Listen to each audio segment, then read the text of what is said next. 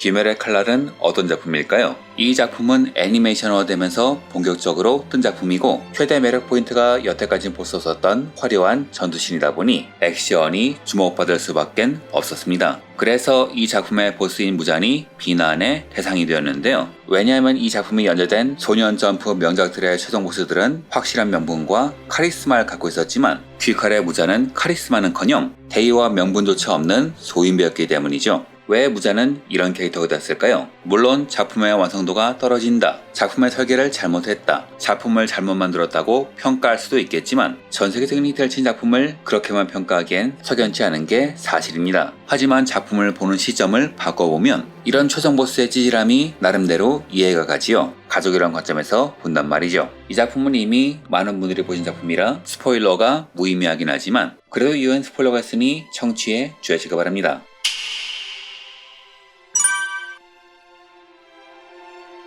귀멸의 칼날, 이하 귀칼이 연재된 소년 점프는 10대를 대상으로 한 만화 잡지입니다. 10대는 조금만 재미없어도 다른 흥미 요소로 바로 옮겨타기 때문에 점프 작품은 반드시 1화에서 독자를 사로잡는 것을 목표로 하지요. 그런 면에서 귀칼은 점프 만화의 모범이라 할 수 있는데요. 보통 1화에서 캐릭터의 매력을 어필하고 목적만 제시한다면 귀칼은 여기에 더해 작품의 중심 테마는 물론 최종 목적까지 다 보여줍니다. 그럼 이 작품의 중심 테마는 무엇이냐? 바로 가족이죠. 이 작품은 탄지로가 귀신과 싸우는 액션물이기도 하지만 달리 보면 귀신이 되어버린 네즈코를 인간으로 되돌리려는 오빠의 여정이기도 하지요. 그리고 작품 전체적으로 보면 가족을 잃어버린 소년이 가족을 다시 찾기 위한 모험이기도 하며 피는 안 섞였지만 친형과 친할아버지 같은 유사 가족과 만나가며 성장하는 이야기이기도 합니다. 그리고 마지막에는 사람과 함께하는 관계가 얼마나 큰 힘을 발휘하는지 말하는 10대 소년들을 위한 작품이기도 하지요. 즉 귀칼은 가족의 소중함을 말하되 그 가족의 범위를 단순한 혈연 관계만이 아니라 서로를 지키고 믿어주는 유대를 가진 사람까지 넓힙니다. 그리고 이런 이타적인 사랑과 연대의 가치를 보여주기 위해 최종 보스인 무잔을 혈육을 부정하고 혼자만의 힘만 추구하는 이기적인 인물로 그리죠. 작품의 테마를 모험물이 아니라 가족으로 바꾸면 이 작품의 캐릭터들은 모두 가족이란 키워드와 얽혀있는 걸 알 수 있습니다. 이야기에 나오는 단역들은 말할 것도 없고 귀살대와 혈기 모두 가족을 잃은 슬픔이라는 공통적 비극에서 출발하지요. 단 이 두 집단이 슬픔을 극복하는 방향성은 정반대입니다. 귀살대는 그 슬픔을 극복하고 복수를 넘어 헌신하는 반면 혈기들은 그 슬픔을 증오와 왜곡된 집착으로 승화시키며 타락의 길을 걷게 되지요. 이는 같은 비극을 겪은 인물들이 어떻게 다른 선택을 하게 되는지에 대한 이야기이기도 합니다. 그리고 그 극에 달한 인물이 바로 무잔이죠. 그의 가족들은 귀살대의 가족들과 마찬가지로 그를 헌신적으로 보살폈지만 천성이 삐뚤어진 그는 오히려 가족을 증오하는 것을 넘어 자신의 피를 나눠 만든 가족인 귀신들조차 스스로 잘라냅니다. 그리고 이는 무잔 최대의 약점이 되지요. 이를 잘 보여주는 것이 바로 탄지로와 네즈코입니다. 작품 초반, 무잔과 탄지로의 힘의 격차는 극과 극이죠. 물론 작품을 더 보면 그가 최강의 호흡이자 모든 호흡의 원료인 해호흡, 아버지로부터 히노카미 카구라를 계승한 로열 블러드라는 것을 알 수 있지만 사실 작품 초반의 탄지로는 머리가 좀 단단하고 임기응변이 있는 평범한 수파리 소년에 불과합니다.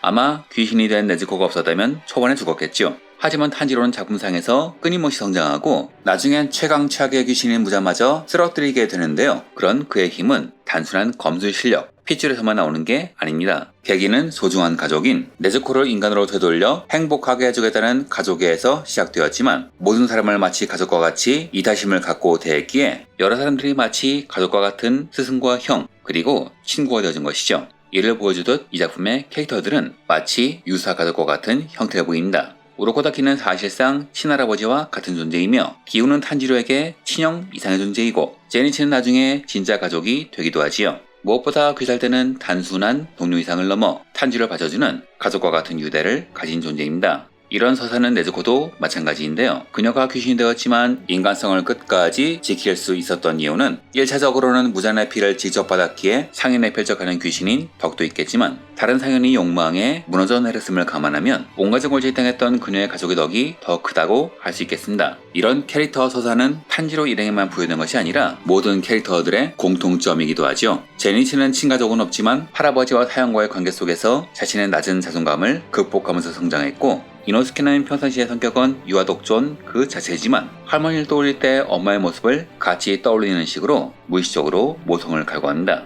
그래서 시노부 아오이에게는 한없이 순둥이가 되지요. 애초에 그가 쓰고 있는 멧돼지 가죽은 자신을 젖먹이고 품어줬던 멧돼지가 죽은 후 남긴 것으로 이 역시 모성을 갈구함을 암시하는 소품이기도 하며 심지어 초등교전에서 도움을 이긴 계기도 누나처럼 따랐던 시노부가 목숨을 바쳐 남긴 어떤 장치 때문이었죠. 이렇듯 이 작품은 주요 캐릭터들이 가족이란 키워드와 긴밀하게 연결되어 있습니다. 그리고 그들은 가족과의 관계에서 성장하고 가족이란 유대를 바탕으로 삶을 지탱한다는 공통점을 갖고 있죠.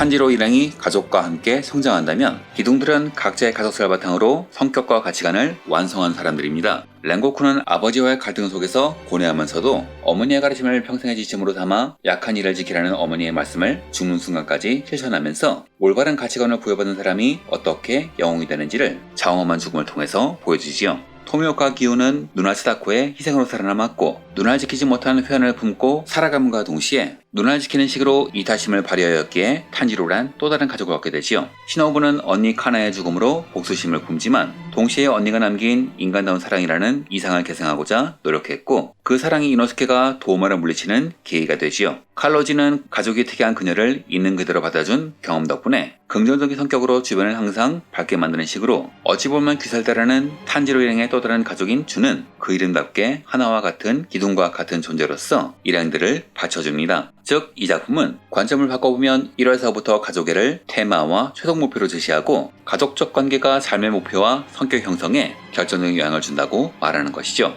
그렇다면 이런 가족 테마가 악역들에겐 어떻게 적용되었을까요? 이 작품의 귀신들은 귀살대와 같은 경험을 했음에도 불구하고 트라우마를 극복하지 못한 존재입니다. 가족에 집착하던 하연인 루이는 말할 것도 없고 대부분 가족 문제로 인해 타락했죠. 아카자는 약혼녀와 스승을 잃은 상실감 속에서 길을 잃고 귀신이 되었고 코코시본 형제에 대한 열등감과 질투에 사로잡혀 가족을 부정하다 타락했으며 한탱구는 자기와 타인에 대한 상반된 경험을 별개로 분리하여 인식하는 방어 기제인 정서의 내적 분열, 쉽게 말해 자신을 여러 인격으로 나누는 심리 방어 기제를 갖고 있는데요. 이런 식으로 상현은 가족관계 속에서 깊은 상처를 입거나 제대로 된 유대를 형성하지 못했다는 공통점을 갖고 있습니다. 즉 가족과의 관계에서 상처 입은 사람들이 이를 극복하지 못했기에 귀신으로 타락했다고 그리는 것이죠. 그리고 이런 어긋난 관계의 정점은 바로 무잔입니다. これでも青い彼岸花を探す必要もない。このために1000年増やしたくもない同類を増やし続けたの。 탄지로가 피를 나눈 가족 네즈쿠를 위해 싸우고 우로코다기 기후 등의 유사가족을 소중히 여기며 성장하는 등 전체적인 서사가 가족 간의 관계와 유대를 강하게 드러내는 반면 무자는 인간 시절부터 가족에 대한 관심이 없었고 불멸의 존재가 된 이후에도 자신이 만든 귀신들을 마치 도구처럼 이용했습니다. 피를 나눈다는 것은 가족관계를 의미하는 말이기도 한데 그는 말 그대로 피를 나눠가며 가족들을 늘려왔지만 특유의 이기적인 성격 때문에 그 가족을 도구로 사용해왔죠. 햇빛에 나갈 수 없는 자신의 컴플렉스를 극복하기 위해서 피 하나를 찾는 도구로 사용했으며 최종교전에선 상처 입은 자신을 숨기기 위한 장기 말로 사용했습니다. 하지만 이런 식으로 가족을 도구처럼 사용했기에 최강의 귀신인 무자는 약해질 수밖에 없었습니다. 이를 상징하는 존재가 바로 타마요지요. 약하게 능한 타마요는 노력의 화에 따라 무잔 최대의 협력자이자 가족 같은 동반자가 될 수 있었습니다. 무잔 최대의 목표는 피 하나를 찾아 완벽한 몸이 되는 것이니까요. 하지만 무자는 끝내 그녀를 배신하죠. 남편과 함께 아이가 성장하는 모습을 보고 싶던 그녀는 결국 남편과 아이를 잡아먹은 귀신으로 전락했고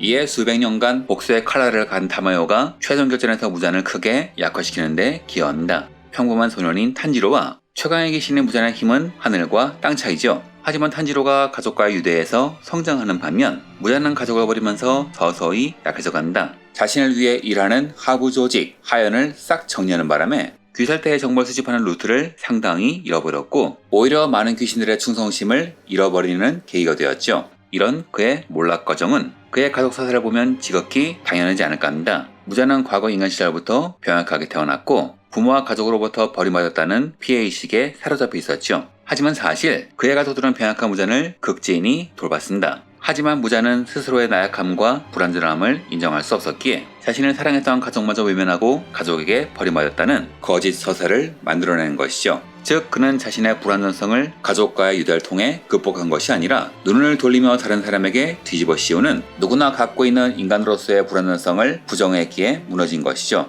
사실 그가 그런 불완전성을 받아들일 그릇이었다면 자신을 건강하게 만든 의사를 죽여서 고통스러운 삶에 내몰리지 않았겠죠. 즉 귀칼은 관점을 바꿔보면 가족과의 유대를 통해 성장하는 탄지로와 가족과의 유대를 스스로 끊어가며 약해지는 무장과의 대결입니다. 이 작품은 한결같이 인간은 절대 혼자서 살아갈 수 없다고 말하죠. 그래서 작품의 최종 대결은 전포 만화의 틀을 깨고 다대 1 전투가 되었고 무자는 역대 전포 만화 보스 중 가장 없어 보이는 보스가 된 겁니다. 그리고 최종화에서 귀신이 될 뻔한 탄지로를 다른 주들이 밀어올려 구해주는 것은 가족의 소중함이라는 작품 전체를 관통하는 중요한 주제이기도 하며 가족애가 무잔을 이길 수 있었던 원동력임을 상징하는 연출이기도 하지요. 반면 무자는 자신이 젖을 퍼부어 대대로 단명하게 만든 우부야시키 가문의 당주 카가야의 계략에 의해 궁지해버립니다. 카가야는 무장과의 혈연관계임을 이용해서 그의 위치를 파악하고 최종 결전에 밑그림을 그렸던 것이죠. 그리고 그 가족과의 유대를 우습게 본 탓에 무자는 궁지에 몰리고 맙니다. 즉 무잔이 그렇게 우습게 보고 하찮게 여긴 가족의 인연이 그를 궁지에 몰아넣었고 자신에게 가족이 짓밟힌 소년 탄지로에게 숨통이 끊어진 것이죠. 귀멸의 칼날은 전투 장면과 비극적 사건으로 가득하지만 그 중심에 일관된 메시지가 있지요. 가족은 개인을 지탱하는 근본적인 힘이며 이를 부정하는 자는 결국 몰락한다. 탄지로와 네즈코 일행 그리고 기둥들은 가족의 사랑과 유대를 통해 점점 강해진 반면 반대로 상현 귀신들과 무자는 가족과의 단절, 왜곡된 관계 그리고 고립을 선택했기에 끝내 패배했죠. 이는 현대사회에도 중요한 시사점을 남깁니다. 개인주의가 극도로 발달한 현대에서 많은 사람들은 자립과 성공을 추구한 나머지 가족 간의 유대를 부담스러워하는 경향이 있죠. 경쟁사회라고 타인을 경쟁자로만 바라보거나 SNS를 통한 피상적 관계에 만족하며 진정한 유대감을 잃어가고 있습니다. 하지만 귀멸의 칼날이 보여주듯 진정한 강함은 혼자만의 능력에서 오는 것이 아니라 서로를 지탱해주는 관계와 연대에서 비롯되지요. 이 작품이 세계적인 히트 작품이 된 계기는 코로나 팬데믹이었는데요. 이 팬데믹은 가족과 공동체의 지지가 개인의 회복력에 얼마나 중요한지를 말하는 사건이기도 했으니 이 작품은 외적인 돌발 요소마저 가족애를 말하고 있다고 볼 수도 있겠네요. 무단처럼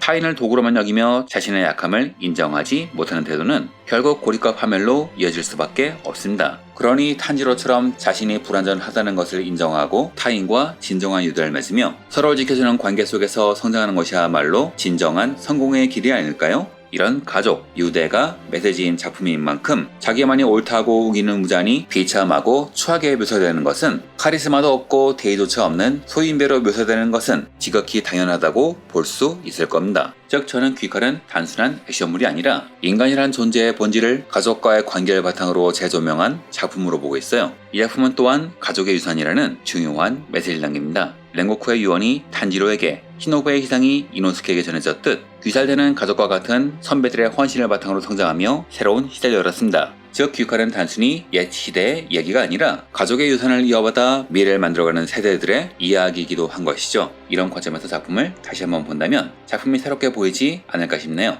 다음 영상도 기대해 주시길 바라며 이상으로 영상을 마칩니다.